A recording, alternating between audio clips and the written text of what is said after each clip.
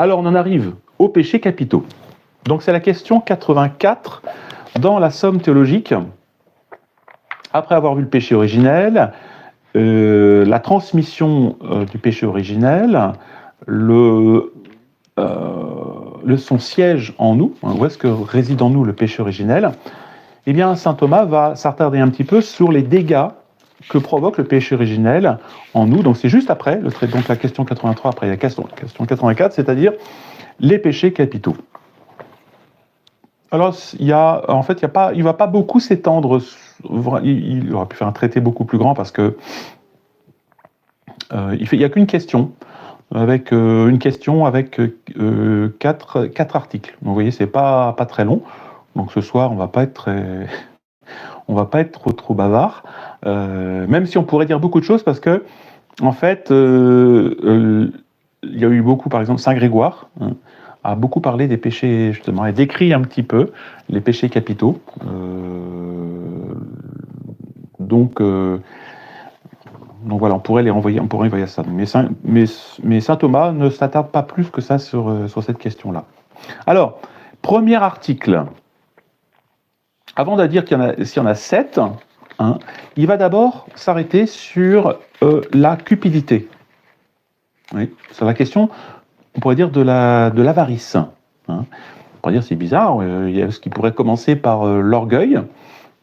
Eh bien non, il commence par l'avarice. Alors, l'avarice, ou la cupidité, c'est le premier article, la cupidité est-elle la racine de tous les péchés ? C'est intéressant parce que si on coupe le mal à la racine, et si effectivement la cupidité est vraiment le mal par excellence, bah du coup, tout s'effondre. Il y a plus, tout s'effondre. On résout tous les problèmes. Voilà. Parce que en fait, il va d'abord aborder la question de la cupidité pour ensuite aborder la question de l'orgueil. Parce que nous, on aurait tendance à dire, non, puisque on dit que l'orgueil, c'est le commencement de tous les vices. Et que, alors si vous dites que l'orgueil est le commencement de tous les vices, la cupidité, alors c'est quoi ? Où est-ce qu'on situe la cupidité ? Alors ça sera la question 2, justement. L'article 2. D'abord, article 1, la cupidité. Et deuxième de mes articles, l'orgueil. Donc, la cupidité. Alors en fait, il reprend saint Paul à Timothée qui dit ça, la racine de tous les maux, c'est la cupidité. Alors, dans quel sens il faut entendre cette phrase de saint Paul ? Voilà, je vous lis saint Thomas. Pour certains, il y a 3 choses dans le mot cupidité. Alors cupidité, 1, le désir désordonné des richesses. Voilà. 2, la recherche déréglée d'un bien temporel quelconque. Voilà, j'abrège un petit peu, je simplifie ce qu'il dit. Et 3, on emploie encore le mot pour signifier cette inclination de la nature corrompue à rechercher la façon désordonnée les biens corruptibles. Voilà. Et c'est à ce titre que pense-t-on que la cupidité est la racine de tous les péchés. Alors, quelle est la pensée de saint Paul quand il dit « la racine de tous les maux, c'est la cupidité » ? Alors, saint Thomas répondit ceci. La pensée, la pensée de l'apôtre semble être que, lorsqu'il dit que la cupidité est la racine de tous les péchés, manifestement, il parle de contre ceux qui, pour vouloir devenir riches, tombent dans les tentations et dans les lacets du diable, du fait que la racine de tous les maux est la cupidité. Alors donc il dit, donc les riches tombent dans pratiquement tous les péchés. Il est évident qu'il parle de la cupidité comme un désir immodéré des richesses. Un désir immodéré, c'est-à-dire sans limite des richesses. Et c'est en ce sens qu'il faut dire que le péché spécial de cupidité est la racine de tous les péchés. Alors la racine, pourquoi ? Il explique bien, parce que la racine fournit de la nourriture à l'arbre tout entier. Bon, si un arbre est vigoureux, pour qu'un arbre soit vigoureux, il faut des racines. Bon. Nous voyons en effet que l'homme acquiert avec la richesse la faculté de perpétrer n'importe quel péché et celle d'en avoir le désir. Du fait que l'argent peut aider à se procurer des biens de ce monde, quels qu'ils soient, selon le mot de l'Ecclésiastique, à l'argent tout obéit. C'est évidemment par là que la cupidité des richesses est la racine de tous les péchés. Donc, vous voyez, racine dans le sens où, si vous êtes, entre nous, si vous êtes pauvre, vous avez moins de possibilités de faire de péché. Hein. Et vous avez peut-être aussi moins le désir, ça coupe un peu le désir de posséder des biens. Alors c'est pour ça, vous dire que les grands saints, vous voyez, avaient mis la pauvreté comme un élément essentiel, non pas constitutif, enfin en tout cas les vœux de pauvreté, comme un élément essentiel à la sainteté. Pourquoi? Parce que ça enlève l'occasion de pécher. Quand vous êtes pauvre, voilà, vous utilisez moins de biens matériels et donc vous êtes plus versé dans les choses spirituelles, forcément. On est moins dispersé. Et puis ça coupe le désir. Si vous avez l'esprit de pauvreté, voilà, ça enlève le désir et donc ça enlève la racine de beaucoup de péchés.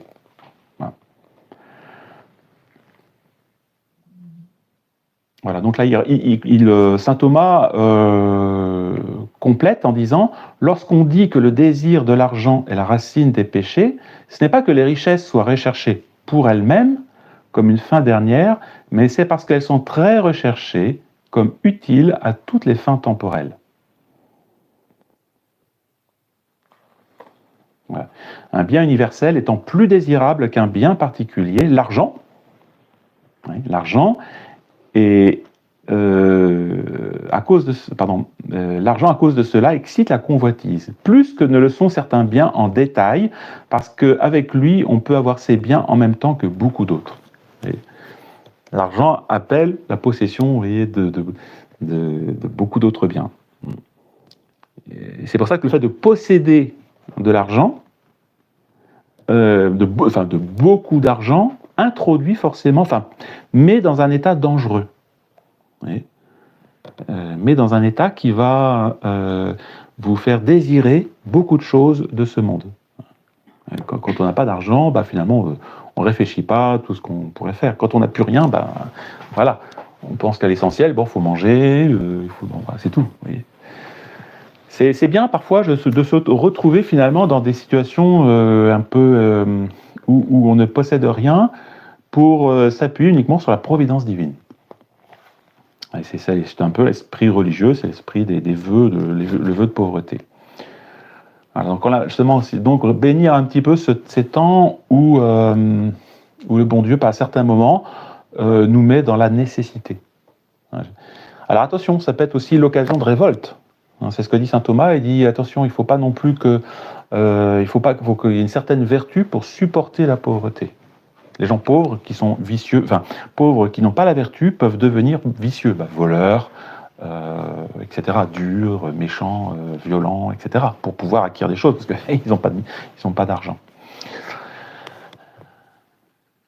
Voilà, donc il répond à cette question, donc cette première, la question de la cupidité, donc qui se situe surtout par rapport, vous voyez, à la possession le fait d'avoir de l'argent. Alors l'orgueil.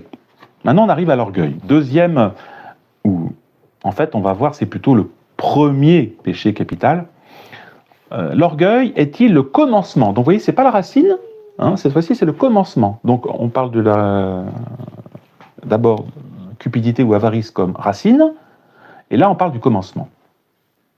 C'est-à-dire que c'est en fait, la racine, c'est ce qui est sous terre, si on veut, et le commencement, c'est le tronc, vous voyez, qui apparaît, ou la tige. Alors, le sage dit, ça c'est dans l'Ecclésiastique, l'orgueil est le commencement de tout péché. Donc là on s'appuie sur la révélation, l'Écriture nous dit oui, c'est l'orgueil qui est le commencement de tout péché. Donc il explique. Vous voyez, saint Thomas, en fait, ne va pas inventer des choses, des théories. Il s'appuie d'abord sur l'Écriture. Pour la question de la cupidité, ici saint Paul, la question de l'orgueil, ici l'Ecclésiastique. Il entend évidemment par l'orgueil le désir déréglé de notre propre excellence. Donc, on a le droit d'avoir un désir d'être bon, enfin d'être reconnu, voilà, d'une certaine reconnaissance sociale de ce que nous sommes. Hein. Un prêtre qui désire être reconnu comme prêtre, ben, c'est pas de l'orgueil. Hein.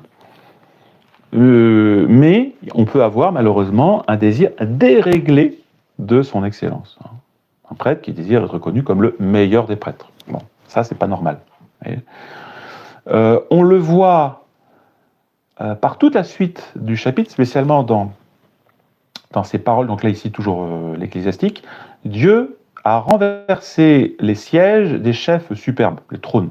Bon, est ce que la Sainte Vierge reprend dans son Magnificat. D'ailleurs, elle est la reine de l'humilité, elle magnifie l'humilité justement. Nous devons donc admettre que l'orgueil, considéré comme un péché spécial, est le commencement de tout péché. Alors, en effet, il faut remarquer que dans les actes volontaires, tels que sont tous les péchés, il y a deux ordres. Donc quand on fait un péché, il faut distinguer deux choses. Il y a d'abord l'intention. Et ensuite, il y a la fin. Nous l'avons dit, quelle est la fin que l'homme se propose dans l'acquisition des biens temporels, sinon d'obtenir une certaine perfection ou supériorité particulière. On va acheter une voiture, on va acheter une maison, on va acheter... Vous voyez, c'est pour un petit peu manifester sa prééminence. Donc sous ce rapport, l'orgueil ou le désir de notre prééminence est très bien marqué comme le commencement de tout péché. Vous voyez, l'orgueil va être ce qui va orienter l'âme dans ce qu'elle va faire. Ensuite, il y a l'exécution. Donc là, il y a l'intention, on recherche l'excellence, vous voyez. Et ensuite, il y a l'exécution. Dans l'exécution, ce qu'il y a de premier, ce sont les richesses, qui donnent, à la manière d'une racine, le moyen d'exécuter les mauvais désirs que l'on conçoit. Donc dans l'exécution, ça va être plutôt la richesse. Dans la fin, le but, c'est plutôt l'excellence. Vous voyez ?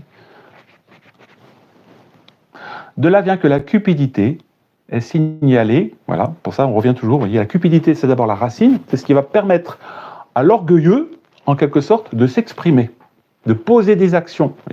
L'orgueilleux qui roule en trottinette, ben non, il va plutôt miser sur une Mercedes. Hein, vous voyez ? Et il va se dire, non, la trottinette, c'est pas terrible pour en mettre plein la vue. Il faut que j'achète une Mercedes noire ou une BMW noire avec 2 pots d'échappement. Et l'orgueil, c'est le commencement, c'est-à-dire plutôt la fin, vous voyez, le but. Alors donc je reprends, je lis directement, parce que là c'était un peu l'interprétation directement de l'article.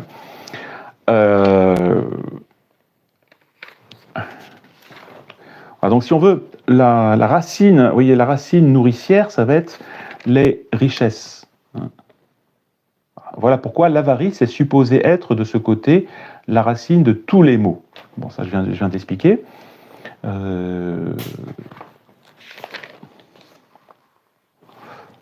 Voilà. Donc ça c'est un aspect très intéressant. Alors justement, j'en reviens un peu une explicitation justement de la question de l'orgueil. Hein. Donc l'orgueil, c'est une boursouflure ou une recherche de l'excellence de soi-même, un trop désordonné. Je vous dis, c'est normal qu'un évêque, par exemple, un prêtre ou quelqu'un qui constitue une dignité, ait une certaine dignité, une certaine excellence. Voilà. Et qu'on ne traite pas, ou une autorité, un roi, un prince, un ministre, un député, on n'a pas à les traiter comme des gens qui sont comme le quidam. Vous voyez, c'est quand même des autorités, donc ils ont le droit à une certaine excellence. Le problème, c'est quand ça devient une boursouflure. Voilà. Alors, cette boursouflure, elle peut arriver de deux façons. C'est quand, justement, l'excellence, on la cultive pour soi, uniquement pour soi-même. Alors, vous avez des petites anecdotes, par exemple. C'est des gens qui sont centrés sur eux-mêmes. Hein. Vous connaissez cette histoire, cette tirade dans La Grande Vadrouille. Vous avez Bourvil et Louis de Funès. tous les deux, voilà, promettent de se soutenir contre les Allemands, voilà, de faire être courageux. Alors il y a Bourvil qui dit à Louis de Funès, enfin, son collègue, ils pourront me faire tout ce qu'ils veulent, me torturer, je ne parlerai pas. Voilà. Alors il y a Louis de Funès qui dit, moi aussi, je ne parlerai pas. Vous aussi, dit Bourvil. Voilà, il était très touché par cette. Hein. Oui, explique de Funès. Ils pourront vous faire tout ce qu'ils veulent, ils pourront vous torturer, je ne parlerai pas. Voilà. Vous voyez, qu'on voit bien, c'est la caricature de l'orgueil qui est centrée sur lui-même. L'autre, il n'en a rien à faire de ce que l'autre peut subir comme malheur. Vous voyez, donc ça, c'est, vous voyez, le côté centré, auto-centré. Et ça arrive, je dirais, malheureusement, c'est l'homme, je dirais, dans son... avec le péché originel, enfin, il vit malheureusement centré. On voit les enfants, c'est ça, des enfants qui attirent tout à eux, qui sont complètement auto-centrés, qui vivent que pour eux. C'est triste. Hein. Voilà. Alors il raconte aussi une autre histoire assez drôle. Un jour, l'auteur de théâtre anglais Noel Coward rencontra l'un de ses amis dans une soirée et lui dit « Nous n'avons pas le temps de parler de nous deux, alors parlons de moi. Voilà. » Vous voyez ? Donc l'égoïste, s'il aime l'autre, apparemment, c'est pas pour l'autre, c'est pour lui. Ouais. Il est tellement centré sur lui, vous voyez, que même, et même ça va très loin, c'est même Dieu va être l'instrument de sa propre gloire. Et ben, c'est ce que le mauvais larron, vous voyez, sur la croix, dit au Christ, si tu es le Fils de Dieu, délivre-nous et toi-même. Il veut utiliser l'autorité, la puissance de Dieu, la gloire de Dieu pour son profit. Vous voyez. Voilà. C'est une Alors Saint Jean Chrysostome parle de l'hydropidie de l'âme. L'âme se gonfle. Voilà. C'est le monde moderne. Les droits de l'homme. Vous voyez ? L'homme. Alors ça, c'est la première chose, c'est l'homme qui vit pour lui, hein, où tout est centré sur lui, et puis l'homme qui vit par lui. Hein, par lui.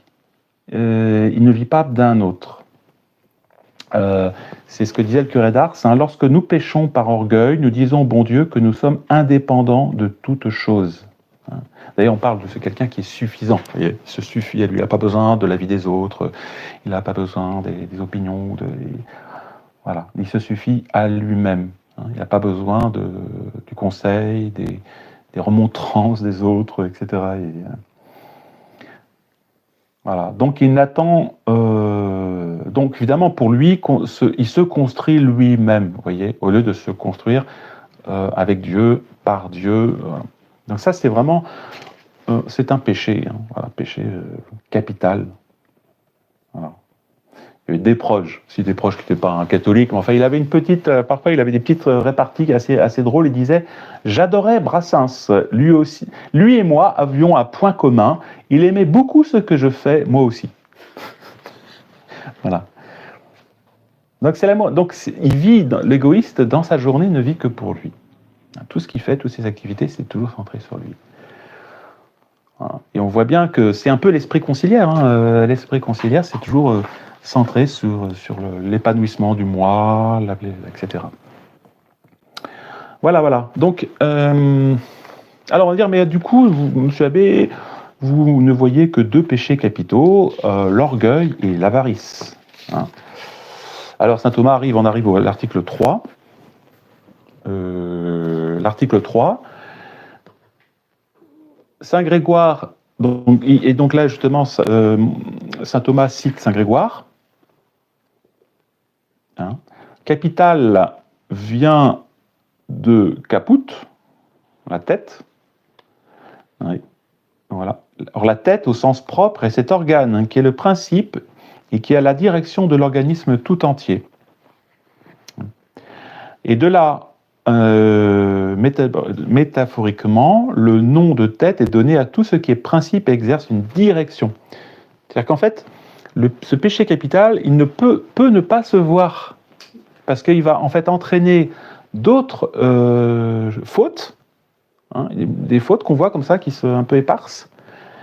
Et en fait, si on regarde bien, si on analyse ces fautes, c'est un peu comme un médecin, on fait une analyse, si on veut, on voit que derrière ces fautes, il y a un péché capital, qui est la tête qui dirige et qui pousse. C'est pour ça qu'on dit que le péché capital a des filles.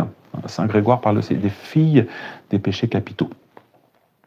Aussi les hommes qui dirigent les autres et les gouvernent, on dit qu'ils sont à la tête des autres. Il y a un chef, voilà, il dirige d'autres individus. Ben c'est pareil, le péché capital va diriger en quelque sorte d'autres fautes.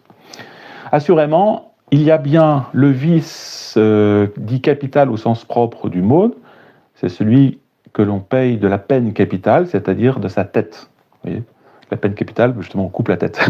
On lui coupe la tête. Il a fait une faute grave, on lui coupe la tête. Mais pour le moment, ce n'est pas dans ce sens-là que nous voulons parler des péchés capitaux. Nous prenons le mot au figuré en tant qu'il désigne faute, qui est le principe et qui a la direction d'autres fautes. Donc vous voyez, même sans... Enfin, par exemple...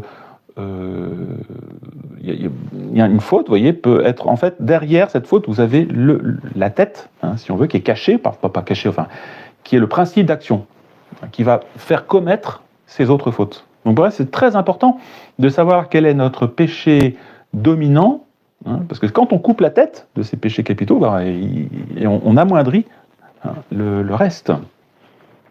De sorte que le vice capital n'est pas seulement le principe d'autres vices, mais encore les dirige et en quelque sorte les guide. Voilà, donc c'est un peu le chef d'armée. Voilà. C'est le chef d'armée. Ils vont donner, vous voyez, ce sont des vices qui dirigent les autres en quelque sorte, auxquels ils donnent l'origine formelle comme cause finale. Ainsi, un vice, donc, ou un péché capital, est tout à la fois principe d'autres vices, directeur et guide des autres vices. Donc ça, c'est pour ça que c'est théologiquement important, vous voyez, d'avoir une vision de du péché pour comprendre. Hein. Voilà. Car l'habitude à laquelle revient une fin est celle-là même qui régit et commande tous les moyens qui s'y rapportent. Donc c'est un chef d'armée. Et à ça qu'on fait la guerre, qu'est-ce qu'on cherche à faire? Vous n'allez pas tuer le force. Enfin, si, vous cherchez à éliminer les soldats, les du premier rang. Et en général, si vous éliminez la tête, hein, le soldat en chef, ben, c'est bon, l'armée, ils n'ont plus qu'à se rendre, c'est fini. Alors maintenant, on va arriver à l'énumération des péchés capitaux. Saint Thomas se demande combien y a-t-il de péchés capitaux. Alors, il reprend Saint Grégoire qui en a vu 7. Hein. Alors, les 7, bien sûr, vous avez donc l'orgueil, la gourmandise, la luxure, l'avarice, la paresse, l'envie, la colère. Bon, ouais, d'accord, mais comment on fait pourquoi vous dites que c'est des péchés capitaux? Ça pourrait être des péchés particuliers. La colère, bon, pourquoi vous dites que c'est un péché capital? Pourquoi le vol n'est pas un péché capital? Ouais. Alors on a vu, justement, le vol peut venir de l'avarice. Un voleur, pourquoi vous volez? Parce que je veux posséder des biens. Je suis cupide, j'ai désir, vous voyez? Ah, d'accord. Ouais. Alors, on va arriver, comment faire cette distinction? Il y a, en effet, il y a chez l'homme, trois sortes de biens. On a à notre disposition des biens, voilà, de 3 sortes. D'abord, les biens de l'âme. Voilà. Alors, les biens de l'âme, c'est par exemple l'homme on cherche la louange, on cherche les honneurs. Voilà. Et ils vont surtout exciter nos désirs par le jugement de l'esprit. Okay. Et là, c'est là justement qu'arrive l'orgueil. Hein. L'orgueil, vous voyez, l'honneur est une bonne chose, hein, est un bien, mais on peut rechercher ces biens de façon exagérée et arrive l'orgueil. Vous voyez, c'est un bien qu'on recherche de façon désordonnée. Hein. L'honneur, les louanges. Voilà. C'est sûr que... Et ça, c'est un signe, vous voyez, quand on fait quelque chose et que personne nous remercie, qu'on nous ignore, qu'on nous méprise et tout ça, là, on voit bien, on est triste. On a touché quelque chose chez nous qui nous blesse, et c'est quoi? C'est l'orgueil, l'amour-propre. On nous fait une remarque, juste ou injuste, on est blessé. On est blessé dans quoi? Dans notre amour-propre. Voilà. Alors ça, c'est les biens, c'est spirituel, vous voyez, c'est pas là, c'est la réputation qu'on a de nous, et ça nous touche. Hein, c'est les biens spirituels, des biens d'honneur. Attention, c'est des biens qui sont, faut pas non plus dire, ah non, moi je cherche le déshonneur, je cherche la calomnie, non, il faut pas non plus, voilà. Hein. Mais il peut y avoir, vous voyez, ça peut être désordonné. Hein. Et ça peut aller trop loin. Alors après, il y a les biens du corps. Alors, les biens du corps, il y a ceux qui se rapportent à la conservation de l'individu, boire, manger. Et bien là, on peut tomber dans l'excès. Vous voyez, c'est la gourmandise, c'est l'ébriété, etc. Ou alors, dans le même ordre, dans la conservation de l'individu, c'est par exemple la conservation de l'espèce, donc recherche des plaisirs charnels, donc c'est la luxure. Vous voyez, la luxure, c'est la recherche du plaisir charnel en dehors, donc en dehors de la conservation de l'espèce, ou de façon désordonnée.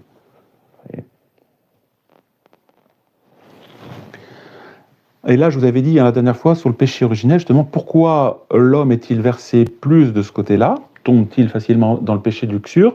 Parce que le péché originel infecte surtout le toucher, tout ce qui concerne le toucher. C'est pour ça que de ce côté-là, l'homme tombe facilement dans ces péchés-là. Donc ça, c'est le troisième péché capital, le péché de luxure. Troisièmement, les biens extérieurs, donc on est bien de l'âme, bien du corps, puis les biens extérieurs, comme les richesses. Donc là, on peut rechercher de façon désordonnée, ça va être l'avarice. Alors on dit, bah non, monsieur Hervé, là, donc du coup, si j'ai bien compris, là, donc on a que 4 péchés capitaux. Alors, il y a après cela 2 autres biens que l'homme fuit. Donc il y a ceux que l'homme cherche, hein, puis il y a d'autres biens que l'homme fuit, à cause du mal qui les accompagne. Donc d'abord, il y a on fuit la peine corporelle. Et là, c'est le péché de paresse. La paresse, c'est l'effort corporel, ça nous est pénible, donc on est paresseux. On s'attriste du bien spirituel à cause d'une peine corporelle. Non pas que les gens ne cherchent pas forcément à se détourner aujourd'hui d'un bien spirituel, hein, mais je sais pas, faire de la route pour aller à la messe, ou faire un effort pour se lever tôt pour aller à un office, ou prier, etc. Mais c'est pas, en soi, ils vous diront, ah oui, c'est bien, mais le paresseux, c'est pas ça le problème. C'est que il dit c'est bien, mais le problème, c'est qu'il veut pas affronter, il veut pas se faire violence au niveau corporel. Voilà. Ensuite, il y a le bien du prochain qu'il repousse, tantôt avec calme et froidement, oui, par le péché, c'est l'envie, il va s'attrister du bien d'autrui, parce que le bien d'autrui, je sais pas, l'autre possède une voiture que moi j'ai pas, ça me rend triste. Bon, voilà. Tantôt, ça va être violent, parce que ce bien d'autrui nuit à son propre bien, ça va être la colère, donc il va casser la voiture d'autrui parce que ça l'énerve. Et donc là, on arrive à 7. 7 vices capitaux. Donc vous voyez, par rapport aux biens que nous recherchons et par rapport aux maux que nous évitons. Donc 4 biens que nous recherchons, enfin 4 péchés capitaux par rapport aux biens qu'on cherche et 3 par rapport aux maux que on cherche, qu'on fuit. Donc 7, l'orgueil, vaine gloire, orgueil, vaine gloire, c'est la même chose en fait. Vaine gloire, avarice, luxure, envie, gourmandise, colère, paresse. Voilà. Donc un petit peu les 7 péchés capitaux. Alors, donc là, eh bien, ça se termine là. Saint Thomas termine les péchés capitaux par 7. Il n'y en a que 7. Alors, on peut compléter un peu justement en relisant les Saint Grégoire en particulier, qui développe un peu les filles des péchés capitaux. parce que, voilà, et souvent ça se cache par les filles. Hein. Alors par exemple, les filles de l'orgueil, comment se cache l'orgueil? Alors,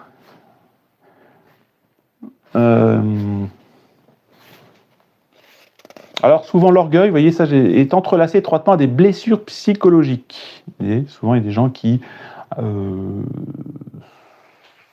s'appuient sur des choses comme ça pour pouvoir centrer tout sur leur personne. Alors comment reconnaître? On veut toujours avoir raison, ou du moins on ne reconnaît jamais qu'on a tort. Vous voyez? Voilà. Alors ça c'est dans un couple par exemple, on accuse toujours l'autre. Classique. On dit jamais, ah ben oui, je me suis trompé, oui, j'ai tort, etc. Et on ne supporte pas la critique. Le regret aussi, géométrie variable.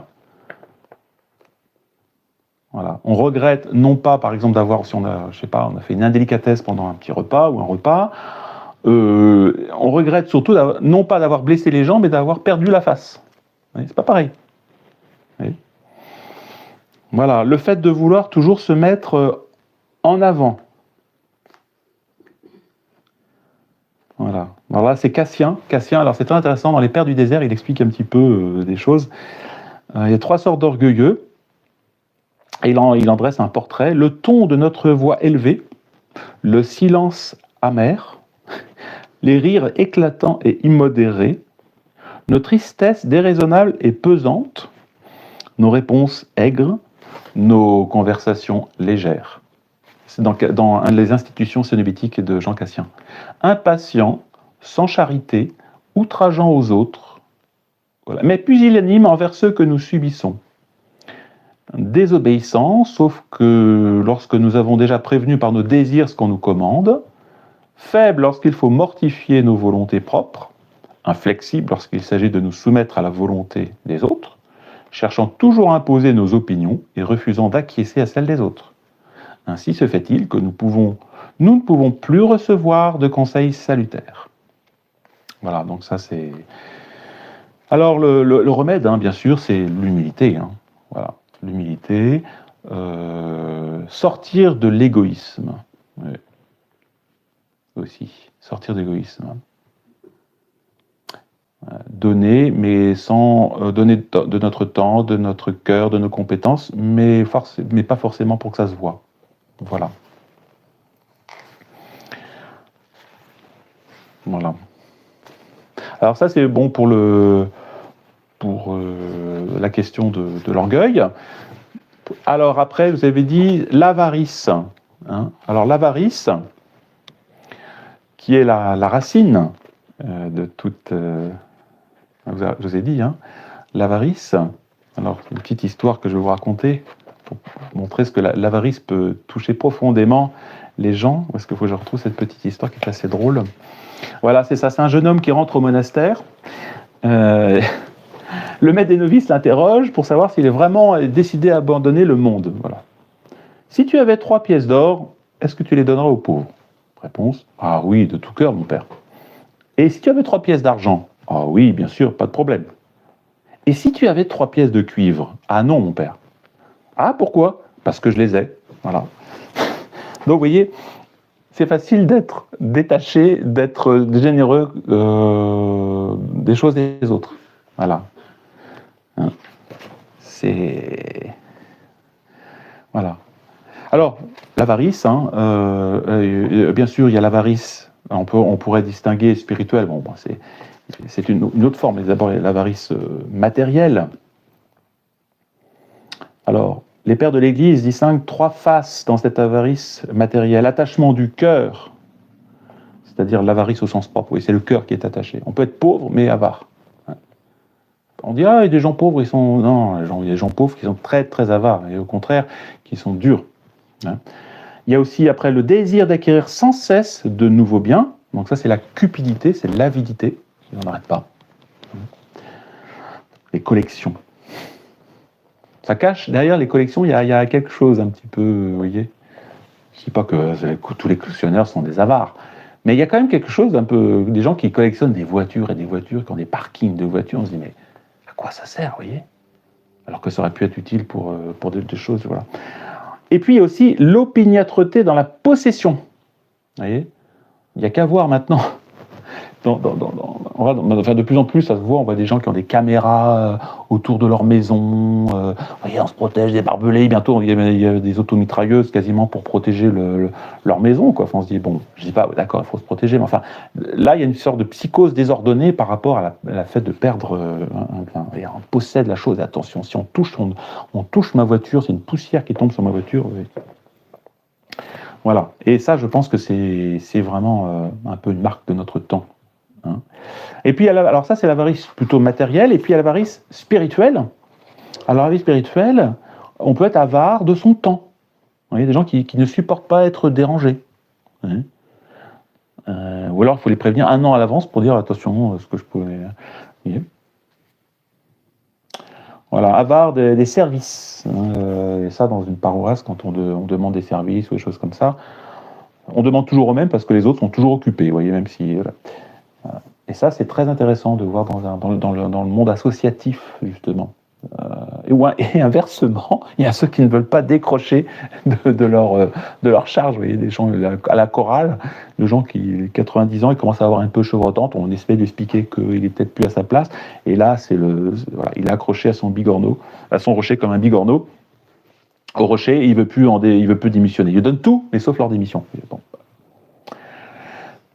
Voilà. Et donc ça, par exemple, il y a un test pour nous tous. Hein. Bon, ça, vous voyez, l'avarice et l'orgueil, on est un petit peu dans ce domaine-là. Est-ce que je suis prêt, moi, à me détacher de cette charge si on me demande, du jour au lendemain? Vous voyez. Pensez par exemple à Saint Alphonse de Ligorie ou Saint François d'Assise ou les saints qui ont connu justement ça. Ils étaient fondateurs d'un ordre et ils se retrouvent mis à l'écart, littéralement. Monseigneur Lefebvre, il a démissionné, enfin il n'a pas démissionné, il a laissé sa charge de super général de la fraternité, vous vous rendez compte?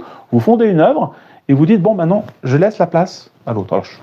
Et d'ailleurs, il est mort tout seul à l'hôpital de Ried, quasiment sans visite. Bon, vous voyez. Bon. Voilà, donc... et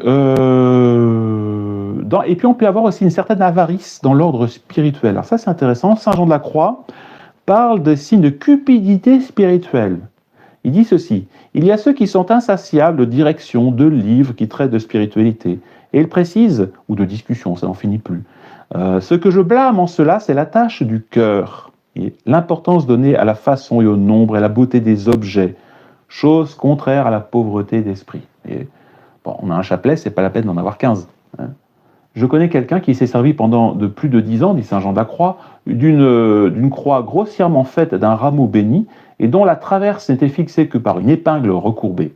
Il l'avait constamment portée sur lui sans la quitter jusqu'au jour où je la lui enlevai. Or, c'était un homme de beaucoup de jugement et de sérieux. Vous voyez, c'est bête. Un attache désordonné à rien, quoi. Vous voyez, ou aussi des religieuses qui normalement, les religieux n'ont pas de bien à eux. Même le missel, même le bréviaire, tout ça, c'est... voilà. Et Sainte Thérèse d'Avila racontait que des religieux s'étaient attachés à des images pieuses qui étaient dans des missels, vous voyez, qui étaient à elles. Donc quand on passait à un autre, on disait, ah, mes images pieuses, vous voyez. Oui, ça montre à quel point on peut être attaché à des riens. Hein. Voilà, et Saint Paul met en garde contre la cupidité, il dit ceci, ils se sont transpercés, alors voilà, quant à ceux qui veulent amasser des richesses, ils se laissent prendre par une foule de convoitises insensées et funestes. Je plains aujourd'hui les gens, c'est vrai qu'aujourd'hui on possède même les gens pauvres aujourd'hui possèdent plus qu'un roi sous l'ancienne Grèce antique, vous voyez, les gens possèdent des biens, même une voiture. Combien ça coûte une voiture? Ça coûte 10 000 euros, 15 000 euros. C'est énorme ce que ça représente d'un point de vue matériel. On ne se rend plus compte aujourd'hui. Et que, vous voyez, donc ça nous met dans des obligations matérielles qui sont énormes, insensées et funestes.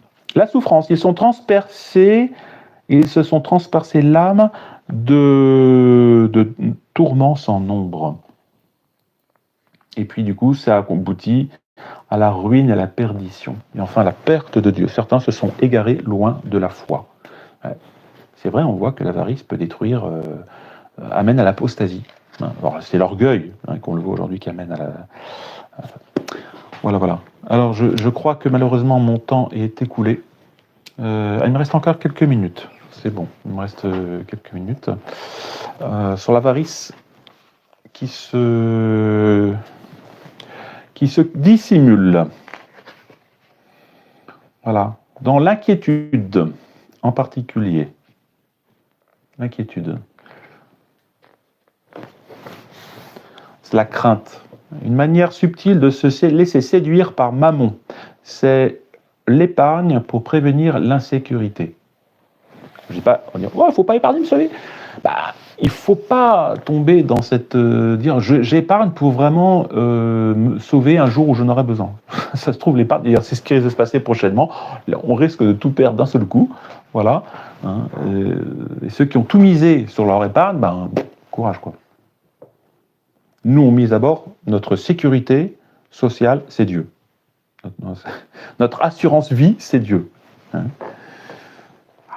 Je ne dis pas qu'il ne faut pas épargner, mais il ne faut pas que notre cœur soit complètement accaparé par ça.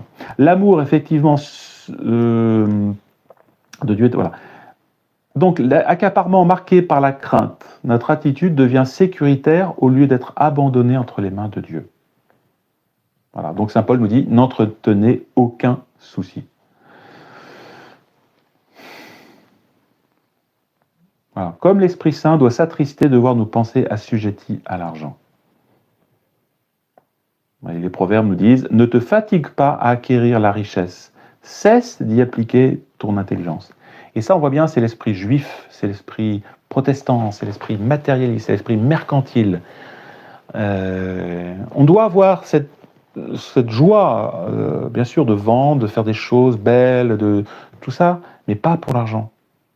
Bien sûr, il faut vivre, bien sûr, il faut se nourrir, mais dire « Ah, ça y est, j'ai fait une bonne affaire, ah, ça y est, j'ai réussi à vendre ça plus que... » Voilà.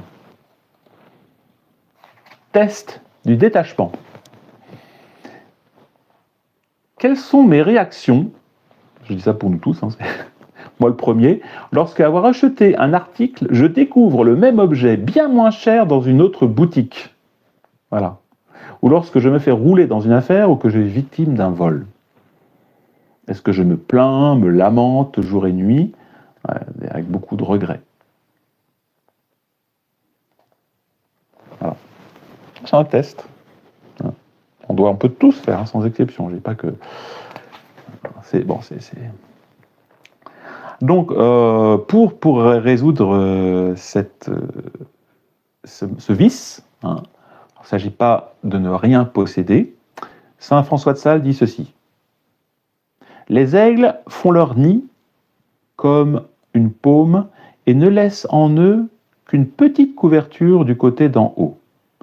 Ils les mettent sur les bords de la mer et les font si fermes et impénétrables que les vagues les surprenant, jamais l'eau n'y peut entrer. Votre cœur doit être comme cela, ouvert seulement au ciel et impénétrable aux richesses et aux choses caduques. Donc d'abord, c'est une question de cœur. Oui. On voit bien que donc, la résolution de l'avarice, c'est que la charité. L'amour de Dieu par-dessus toute chose. On a vraiment un amour de Dieu comme vraiment notre bien, le bien.